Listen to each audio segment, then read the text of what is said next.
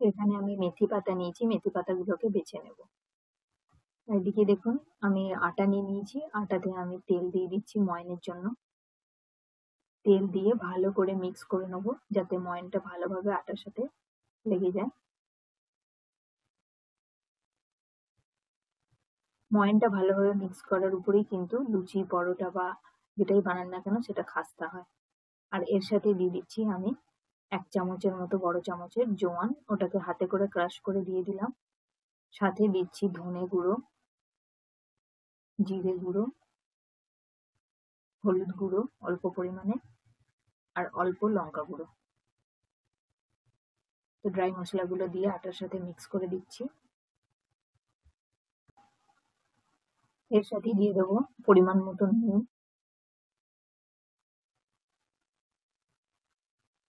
নুন দিয়ে আটাটা মিক্স করে নিলাম। এরপর যে মেথি পাতাগুলোকে আমরা ছাড়িয়ে রেখেছিলাম ভালো করে ধুয়ে নিয়ে, ওই মেথি পাতাগুলোকে দিয়ে দেবো।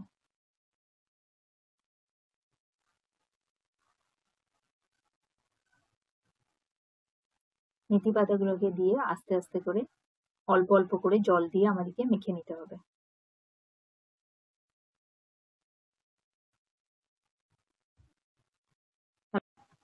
আজ আমি আপনাদের সাথে শেয়ার করছি শীতকালীন স্পেশাল রেসিপি মেথি পরাঠা।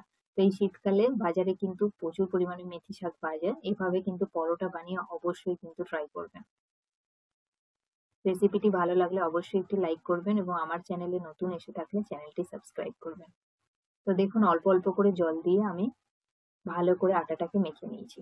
মেখে আমি 10 মিনিটের জন্য রেখে দিয়েছিলাম। এরপর আটা থেকে আরেকবার আমি আটাটাকে মেখে থেসে নিচ্ছি, দিয়ে লই বার করে আমরা বেলে নেব।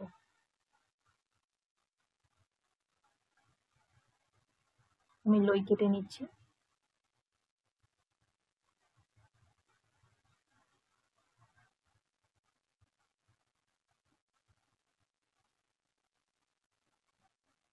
তো লইগুলোকে সমস্ত বানিয়ে নিয়েছি প্রথমে। এরপর অল্প করে আটা দিয়ে আমরা যেরকম ভাবে পরোটা বেলি সেরকম ভাবে আমি বেলে নিচ্ছি। আপনারা চাইলে পরোটা শেপেও বেলতে পারেন, আমি কিন্তু গোল রুটির শেপে বেলছি। এইদিকে আমি তাওয়াটাকে গরম হতে বসিয়ে দিয়েছিলাম। এরপর তাওয়ার মধ্যে দিয়ে একে একে সেঁকে নেব। এক পিঠ সেঁকা হয়ে গেলে আমি অপর পিঠটা উল্টে দিলাম। আমি একসাথে 2টো করে বা 3টে করে আমি এভাবে রুটির মতো বেলে আমি কিন্তু সেঁকে নিই। পরোটা হলেও আমি 2-3টে একসাথে সেঁকি। তো সেভাবেই আপনাদেরকে শেয়ার করছি।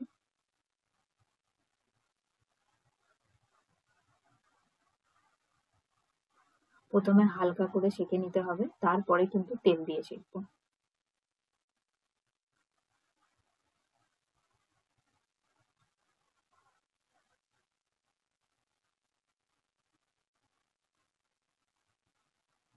তো হালকা করে সেঁকা হয়ে গেছে।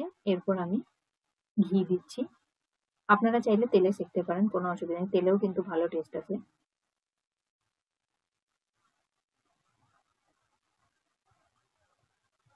এইভাবে ঘি বুলিয়ে নিয়ে 2 পিঠে এরপর সেঁকে নেব।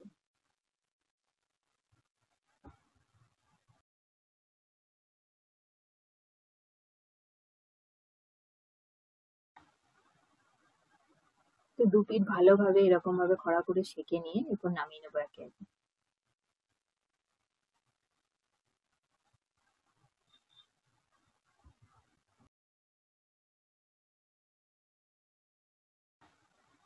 একইভাবে বাকি পরোটাগুলোকেও সেঁকে নেব। এইভাবে শীতকালীন স্পেশাল মেথি পরাঠা বানিয়ে কিন্তু অবশ্যই একবার বাড়িতে ট্রাই করবেন এবং আমাকে কমেন্ট করে জানাবেন যে কিরকম খেতে লাগলো। রেসিপিটি ভালো লাগলে অবশ্যই একটি লাইক করবেন এবং আমার চ্যানেলে নতুন এসে থাকলে চ্যানেলটি সাবস্ক্রাইব করবেন। দেখা হবে পরবর্তী নতুন রেসিপি ভিডিওর সাথে।